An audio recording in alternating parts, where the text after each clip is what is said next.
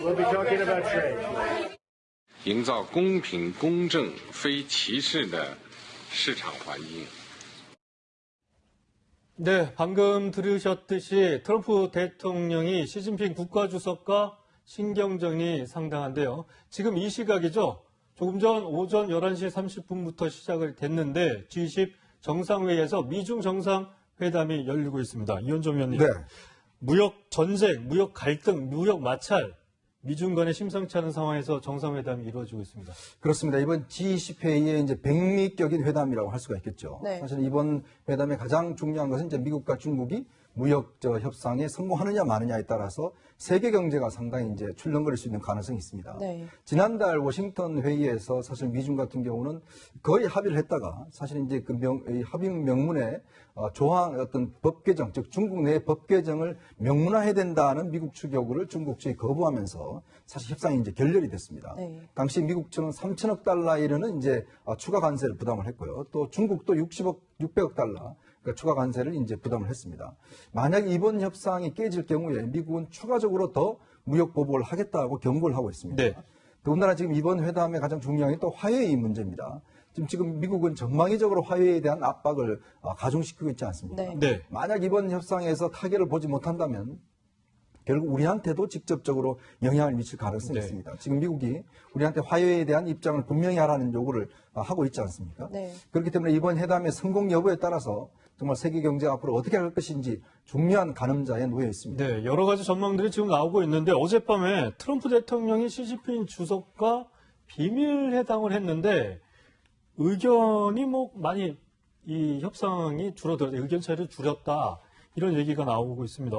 어떤 얘기들은? 일단 지금 어젯밤에 사실은 이제 비공개 회담을 해서 사실 오늘 협상이 좀 잘 될 것 아니냐는 지금 긍정적인 좀 신호들은 있어요. 네. 지금 현재 미국이 요구하는 것은 일단 중국이 지적재산권이나 그다음 데이터 사용권 예. 이런 것들에 대한 투명성 요구를 하고 있거든요. 중국이 보면 이 데이터 접근권에 대해서 굉장히 좀 불투명하게 지금 차단한다 이런 걸 하고 있지 않습니까? 이제 그렇기 때문에 아마 어제 회담이 어느 정도 이루어졌다면 오늘 회담은 좀 순조로울 수가 있습니다. 예. 그렇다고 한다면 지금 일단 문우신 재무장관 같은 경우는 이번 회담을 좀 상당히 긍정적으로 바라보고 있어요. 일단 거의 합의할 것이다라는 긍정적인 입장인데 반면에 지금 미국 트럼프 대통령의 재선 캠프에서는 지금 타결을 하면 안 된다. 오히려 내년 재선 때까지는 미중의 어떤 갈등 구조를 가져가야 된다는 주장들이 있습니다. 스티브 배넌 지금 예전에 트럼프 대통령의 이제 전략가 같은 경우는 이번 협상이 절대 타협되지 않는다는 또 예. 다른 이야기를 하고 있어요. 네. 사실은 트럼프 대통령이 지금 보면 단순히 미중 협상에만 집중한 게 아니라 본인의 지금 재선 전략과 이 미중 협상을 같이 지금 어떤 면에서 보고 있는 상황이거든요. 그렇기 때문에 오늘 어떠한 합의에 있냐에 따라서 트럼프 대통령의 재선 전략도 결정되기 때문에 현재로선 정말 이 성공 여부를 가늠할 수 없을 정도로 상당히 이제 현장에서도 긴장감이 감돌고 있다고 합니다. 네. 장 교수님 보면은 레리 위원장도 이런 얘기를 했잖아요. 전제 조건은 없지만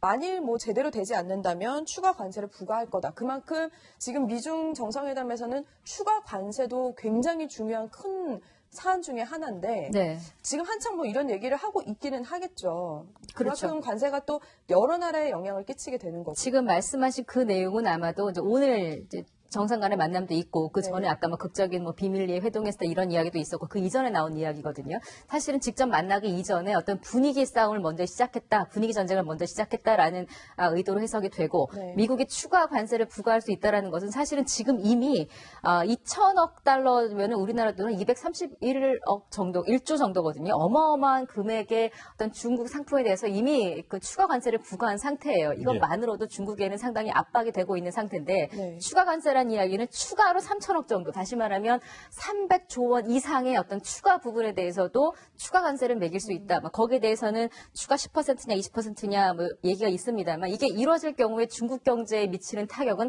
어마어마할 수밖에 없거든요. 네. 근데 물론 현실적으로 이렇게까지 갈 가능성이 높지는 않습니다. 왜냐하면 미국도 함께 타격을 받을 수 있는 부분이니까. 그렇죠. 예. 다만 이런 이야기를 대놓고 공개적으로 전 세계에 하는 이유는 시진핑 국가주석에게 일종의 약간 협상을 협박하더라고 볼 수도 있고 대놓고 이런 이야기죠. 트럼프 대통령이 미국 경기가 지금 상당히 안 좋아지고 있다. 안 좋아지는 추세를 보자면 우리보다 훨씬 더 악화되고 있는 상황이기 때문에 예. 아마 중국 입장에서 먼저 더 극적인 합의를 원할 것이다라는 이 모든 이야기가 사실은 정상 간의 만남을 앞두고 분위기상 어쩜 뭐 수세를 조금 앞서가겠다 이런 전략으로 보입니다. 네. 최 교수님, 네. 중국이 이제 무역 분쟁으로 앞서 이 장 교수가 말씀하셨지만 굉장히 뭐 유화적인 제스처를 취하기도 하면서 이 미국과 손을 잡으려고 하기도 하고 있어요. 하지만 미국의 이제 무역 그 협상에 대해서 불평등한 부분을 계속해서 지적을 하고 있고 이번에 G20 현장에서도 그런 부분이 있었다고 하더라고요. 그렇습니다. 지금 말씀하신 것처럼 이제 무역 문제 마찰의 원인이나 책임 문제를 가지고서 또 본인들이 미국에 의해서 이지매를 당하고 있다. 소위 이제 일본 표현이잖아요. 일본에서 이지매라는 표현을 많이 쓰지 않습니까? 왕따라는 뜻이죠. 표현이죠. 그거를 무역 마찰에 관한 사실이라는 책자를 만들어서 기자들한테 배포를 했다는 거예요. 근데 이 표현은 이런 것 같아요. 하웨이 같은 경우에는 실제적으로 지금 뭐 보안 문제나 이런 문제를 내세워서 미국이 다른 나라들에게 하웨이 제품을 쓰지 말라라고 압박을 놓고 있는 상황이잖아요. 우리나라를 포함해서 다른 나라들 또 일부 유럽 나라들은 거기에 또 동의를 해서 하웨이 제품을 또 받아들이지 않고 수입을 안 하고 있는 상황이에요. 이런 상황에서 중국이 볼 때는 미국의 이런 압박 때문에 본인들이 국제사회 무역에서 왕따를 당하고 있는 상황이 초래하게 됐다. 이것이 시장 경제나 자유무역에 방해되는 요소가 아니냐 하는 부분을 설득하는 거죠. 결국은 지금 현재로서는 미국이랑 큰 어떤 그 무역 상대국과 회담을 하면서 본인들이 조금 더 유리한 위치를 찾기 위해서는 국제사회의 동의나 G20에 오신 분들, 그 정상들에게 어느 정도 동의를 이끌는 게 필요하고 세계적으로 여론을 형성시켜서 자유무역에 반하는 행동을 하는 것이 미국이고 미국이 무역 패권주의를 통해서 전 세계를 장악하려고 하는 게 아닌가라고 하는 의혹을 지속적으로 이렇게 전파하면서 본인들이 지금 피해를 당하고 있다는 점들을 강조하기 위한 하나의 방법으로 이런 방법을 쓴 게 아닌가 이렇게 생각이 됩니다. 네, 이지매라는 표현까지 써가면서 중국이 굉장히 미국에 대해서 이 불편한 심정을 나타내고 있는 것 같습니다. 장 교수님이 이렇게까지 하는 이유에는 예. 이렇게 있을 것 같아요. 미중 무역 전쟁이 만약 협상이 결렬이 된다면 그 거기서 끝날 게 아니라 정말 세계 경제에 영향을 주게 되는데 굉장히 그 큰 액수의 손실을 볼 수 있다는 분석도 나왔다고 그렇죠. 하더라고요. 뭐 스위스의 한 금융기업인 UBS에서 발표한 바에 따르면 만약에 이번에 미국과 중국의 정상이 경제 부분에서 협상이 되지 않는다면 전 세계 GDP의 약 1조 2천억 달러가 이제 규모가 줄어들 것이다. 이게 굳이 우리나라 돈으로 환산을 한다면 1,400억 원 정도가 됩니다. 어마어마한 수치이고 사실은 이게 글로벌 국내 총생산 GDP라고는 합니다만 사실 저는 걱정은 우리나라예요. 우리나라에 미치는 타격은 사실은 아시아 국가에서 어쩌면 가장 클 수가 있거든요. 여기에 휘청거릴 나라들이 너무나 많기 때문에 만약에 이번에 타결이 되지 않는다면 전 세계 자체가 금융 침체가 또 올 수 있는 경기 침체가 올 수 있는 어마어마한 그걸 갖고 있습니다. 다만 앞서 중국이 뭐 이지매라는 표현까지 써가면서 우리들이 조금 불합리한 대우를 받고 있다는 표현을 쓰고 있습니다만 중국이 현실적으로 지금 대외적으로는 또 우호적인 제스처를 굉장히 많이 하고 있거든요. 이번에 뭐 5대 뭐 개혁 개방에서도 중국 자체가 지금 수입을 되게 타이트하게 적게 하고 관세에 대해서는 또 약간 자신들이 마치 못 사는 나라처럼 좀 관세를 적게 해달라는 요구를 하고 있었다라면 그 부분을 완전히 깨는 이야기를 했어요. 우리가 수입도 확대하겠다, 관세도 인하하겠다. 이런 제스처 자체는 미국의 사실은 조금 우호적인 카드를 내보이고 있는 것이고 반면에 미국은 좀 세게 나가고 있잖아요. 심지어 미국이 이런 표현까지 썼거든요. 중국이 그동안 G2까지 오기 전에 못 살 때는 굉장히 많은 혜택을 받아갖고 미국으로부터 많은 돈을 뜯어갔는데 이제는 좀 너희들이 정상적으로 우리랑 같이 뭘 해야 되는 것 아니냐, 더 이상 돈 안 뜯기겠다는 표현까지 썼음에도 불구하고 중국이 이런 좀 그러니까 긍정적인 제스처를 내는 것 자체가 어쩌면 미중 무역 전쟁이 조금은 완전히 이번에 타결될 것이라는 기대까지는 사실 좀 어렵습니다만 조금 완화될 것이다라는 전망이 나오고 있습니다. 네. 사실 이제 미중 정상과 무역 담판이 현재 지금 보이시는 화면이 오늘 아침에 미중 정상회담 전에 트럼프 대통령과 시진핑 주석이 함께 찍은 사진인데 트럼프 대통령이 이렇게 뭔가 이렇게 시 주석을 노려보는 듯한 화면이 좀 나오고 있습니다. 어쨌든 표정으로는 과연 오늘의 이 세기의 담판이라고 할 수 있는 미중 정상회담이 성공적인 결과를 내놓을지 아직은 알 수가 없는데요. 이현정 위원님, 사실 무엇보다 가장 중요한 건 중국의 대표적인 통신기업이라고 할 수 있는 하웨이죠. 뭐 여러 가지로 미국이 구체적인 제재를 가하고 있고 우리나라도 사실 통신회사 중에서 화웨이 제품 많이 쓰면서 이 굉장히 민감한 문제로 떠오르고 있어요. 화해 그렇죠. 문제. 이 부분도 정상 간 논의 테이블에 올라와 있겠죠. 그렇습니다. 이게 5G 같은 경우에 이제 우리 국내에 뭐 LG를 비롯해서 상당히 이제 화웨이의 의존도가 굉장히 높지 않습니까? 네. 근데 그렇다 보니까 사실 화웨이가 이 5G에서는 굉장히 앞서가는 나라고 또 이 장비도 굉장히 쌉니다. 그렇기 때문에 사실은 이제 세계 각국이 다 화웨이 제품을 많이 썼는데 미국이 이제 백도어 문제를 제기하면서 어떤 정보 유출이라든지 이런 것들을 제기하면서 화웨이에 대한 보복을 하고 있지 않습니까? 네. 근데 아마 각 나라마다 조금씩은 입장은 다른 것 같아요. 화웨이의 어떤 제재에 동참하는 나라, 영국이나 이런 데는 동참한 반면에 또 동참하지 않는 나라들도 꽤 있거든요. 근데 지금 아마 이번 회담의 어떤 성공 여부에 따라서 아마 미국이 화해에 대한 압박을 더 가중화시킬 수 있을 것 같습니다. 특히 이제 내일 트럼프 대통령이 방한하면서 가장 먼저 잡은 일정이 바로 이제 우리 경제인들과의 조찬 모임이지 않습니까?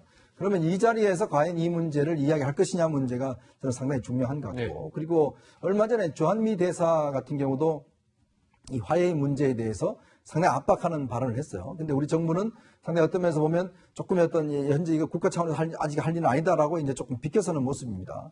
왜냐하면 사실은 어떤 면에서 보면 지금 상황에서 우리 정부가 딱 부러지게 화해에 대해서 반대한다고 할 경우에 중국이 또 가만히 있지 않지 않습니까? 지금 사실은 어제 일단 한중 정상회담에서도 보면 시진핑 주석이 이 문제를 이야기를 했거든요. 네. 그렇기 때문에 만약에 우리가 분명한 입장을 내비치면 사실 중국이 우리 측을 상당히 이제 보복할 수가 있기 때문에 우리 정부는 일단 최대한 모호 전략으로 가겠다. 즉 어떤 면에서 보면 뭐 미국의 어떤 명시적이고 분명한 입장이 나올 때까지는 모호 전략 가겠다는 게 아마 정부 쪽 입장인 것 같아요. 네, 그런데 이제 보면 그런 부분에서 문재인 대통령이 이런 얘기를 했어요. G20 회의에서 미중 어느 한 나라를 선택하는 상황에 이르지 않기를 바란다. 참 저는 이 말을 듣고 나서 우리나라가 이 양대 강대국 사이에 끼어서 이 선택의 기로에 놓여 있는 거 아니냐. 그렇죠. 이런 생각이 들고 한편으로는 참 슬프기도 하고 서글프기도 하고 그렇습니다. 어떻게 근데 뭐 어떻겠습니까? 보셨어요? 우리가 처한 어떤 뭐 위치에서 저런 상황이 어쩔 수밖에 없는 상황인데, 근데 저 이야기가 미국 측에는 어떻게 들렸을까라는 부분들 좀 생각해 볼 수 있을 거예요. 미국은 어떤 면에서 보면 우리 한미 동맹을 굉장히 중요시하고 있습니다. 그러면 미국이 지금 앞장서서 화해에 대한 이제 반화해 전선을 구축해 나가고 있는데 가장 중요한 동맹국인 한국이 뭐 당 쪽에서 타협하길 바란다는 이런 애매모호한 입장을 내비쳤을 경우에 어떤 면에서 보면 한국과의 어떤 내일 있을 어떤 한미 정상회담에서의 어떤 이 여러 가지 어떤 내용적 가능성에 있어서 왜냐하면 미국 입장에서 보면 좀 더 분명한 입장을 좀 표현해 주기를 요구할 거 아니겠습니까? 그러나 또 우리 입장에서 보면 중국도 눈치를 봐야 되는 입장이고 이렇게 하지 못하고 저렇게 하지도 못하는 뭐 그런 애매한 상황이 있기 때문에 어쨌거나 문재인 대통령 입장에서는 이번에 미중이 뭔가 그래도 좀 합의를 하면 그나마 괜찮을 텐데 만약에 합의를 하지 않을 경우는 어떤 면에서 보면 이제 우리도 선택의 기로에 있을 수밖에 없다. 그럼 뭐 선택은 분명한 것 같습니다. 우리는 뭐 미국 편을 써야 될 때 분명한 것 같고 그러면 그것이 빨리 오지 않기를 뭐 바라는 마음도 솔직히 있는 것 같아요. 네, 최 교수님, 이게 뭐 우리가 또 생각해야 할 나라가 또 일본이라는 곳이 있는데 보니까 다행히 외교 장관끼리는 만났던데 보니까 이제 뭐 기사들도 많이 나왔습니다만 개막 환영식에서의 만남이 유일했다라고 할 정도로 아베 총리와 표정이 매우 굳은 표정으로 8초 악수라고 표현을 했어요. 그만큼 짧고 그 이상의 만남은 없었던 것 같더라고요. 그렇습니다. 네. 사실 뭐 저희 쪽에서 우리나라가 일본한테 정상회담 요청을 했는데 일본 쪽이 준비가 되지 않았다. 그렇게 얘기했죠. 이렇게 얘기를 했죠. 그러니까 일본은 전적으로 저건 정치적인 행위라고 생각해요. 일본이 우리나라와 이제 아베 입장에서는 참의원 선거를 앞두고 있습니다. 지금 한 달도 안 남은 사이에 참의원 선거를 해야 되는데 7월 말쯤에 참의원 선거에서 본인들의 지지 세력인 우익 세력들을 결집시키기 위해서는 우리나라 각을 세운 모습이 필요해요. 또 지금 논란이 되고 있는 강제징용 배상 문제지 않습니까? 이 문제는 첨예하게 대립이 되면서 일본 국민들 중에도 우익 세력들은 엄청나게 문제를 강하게 안 된다고 일본이 강제징용 문제에 배상을 해서 안 된다고 주장을 하고 있기 때문에 아베 입장에서는 본인의 정치적 행보라든지 자민당의 압승을 위해서는 반드시 우리나라와 각을 세울 수밖에 없는 상황이에요. 그래서 어제 강경화 장관하고 고노다로 일본 외무상은 따로 만났지 않습니까? 물밑에서는 만나면서도 겉으로 저런 모습을 보이는 것은 본인들의 국민들, 그러니까 이 아베 총리의 본인들이 느끼는 국민들, 그리고 본인들의 지지 세력이라고 하는 우익 세력들을 강화시켜서 결집을 강화시켜서 이번 참의원 선거에 다시 정권을 잡을 수 있도록 만드는 의도를 갖고 있다. 저는 그래서 이 참의원 선거 앞두고 강제징용 문제를 띄우고 이걸 통해서 본인의 지지세력들을 강화시키려는 의도를 가지고 하는 행동이기 때문에 시간이 좀 지나고 나면 어느 정도 다시 대화는 시작될 수 있다. 우리가 그렇게 요청했는데도 일본이 저렇게 나오는 것을 우리가 뭐 더 이상 우리가 더 양보할 수는 없는 거 아니겠습니까? 강제징용 문제도 이거는 우리 정부 입장에 양보할 수 있는 문제가 아니에요. 그리고 뭐 잘못한 일이 있으면 당연히 배상해야죠. 그걸 안 하려고 하는 태도를 우리가 뭐 외교 문제 때문에 그걸 덮고 갈 수 있는 상황은 아니기 때문에 당장은 충돌되는 모습이 보이지만 앞으로는 또 해결의 실마리도 풀릴 가능성이 있다는 생각이 듭니다. 네. 저는 이번 상황을 보면서 우리 외교의 현주소를 좀 보여주는 게 아닌가 참 안타까운 모습이 드는 게 우리나라가 제5회 G20회의를 우리 한국에서 개최했습니다. 네. 이명박 대통령 당시에 오바마 대통령이 요청을 해서 아시아 국가로는 처음으로 우리 한국에서 열렸고 그 2년 뒤에 해관보 정상회의도 한국에서 열렸죠. 네. 그러면서 보면 이 외교의 어떤 중심 무대가 사실 한반도였는데 근데 지금 이번 회의를 보면 우리가 지금 아베 총리와 아베가 19개 정상회담을 다 잡았는데 사실 우리나라와는 회담을 하지 않고 네. 그다음에 원래 이렇게 일본에서 열리면 한미일 정상회담이 열리는 게 관례였어요. 그렇죠. 근데 이번에는 한미일이 아니라 미국과 일본과 인도가 지금 네. 정상회담을 갖고 있습니다. 그래서 그러면 과연 이제 우리의 외교의 어떤 중심 역할이 어느 정도 됐는가라는 문제에 대해서는 이건 좀 짚고 넘어야 될 필요가 있다. 과연 지금 우리가 외교적인 어떤 이 상황들을 주도하고 있는 것인지 네. 아니면 정말 외교 무대에서 소외가 되고 있는 것인지 저는 이번 일본 오사카 G20을 보면서 우리 외교의 어떤 위상 자체가 너무나 많이 추락한 것 아닌가라는 그런 우려를 금할 수가 없습니다. 네, 알겠습니다.